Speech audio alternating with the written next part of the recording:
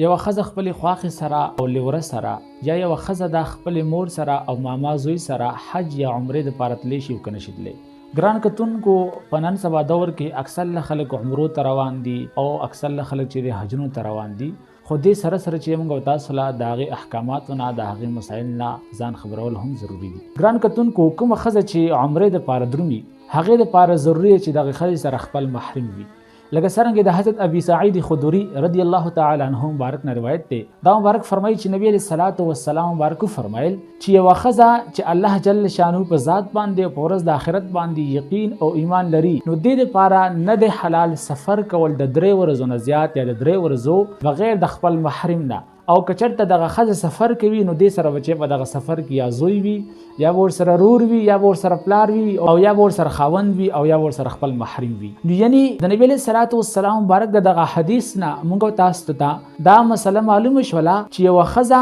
چې کله سفر کوي نو په دغه سفر کې دغه ښځې سره محرم دا ضروري او لازمي دی. لکه څرنګه فتاوی هندی په جلد نمبر 1 صفحه نمبر 218 باندې دا مسله رانقل کړې دو چې که چېرته یوه ښځه هغه غیر محرم سره، اگر چې دغه ښځه ځوانه وي، اگر چې دغه ښځه بوډۍ وي، هغه ضعیف العمر وي او دا حج دپاره درومي، خو په دغه سفر کې دغه ښځې سره خپل محرم نه وي یعنی غیر محرم وي، هغه څوک ورسره وي چې د هغې نکاح دغه ښځې سره کول دا جایز وي، نو دغه ښځې دپاره دغه حج کول دا نه دی جایز، ځکه چې دا دغه ښځې دپاره د شرایطو نه یو شرط دی چې دغه ښځه حج له درومي نو دې سره به خپل محرم لازمي او ضروري وي. او بل امام اهل سنت امام الشاه احمد رضا خان فاضل بریلی رحمت الله تعالی علیه مبارک په خپله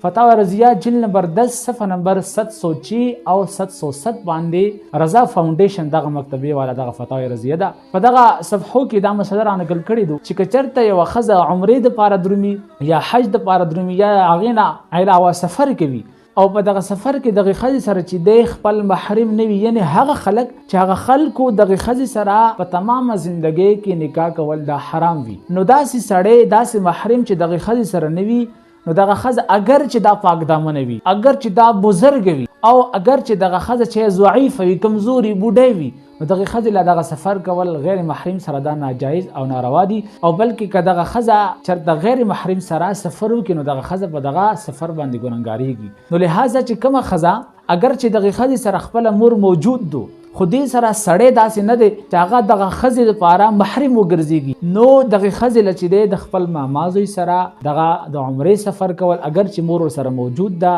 یا دغه ښځې سره خپله خواښې موجود ده او خپل لیوره سره چې د عمرې او د حج سفر کوي، نو دوی دپاره دغه سفر کول دا ناجایز او حرام دی.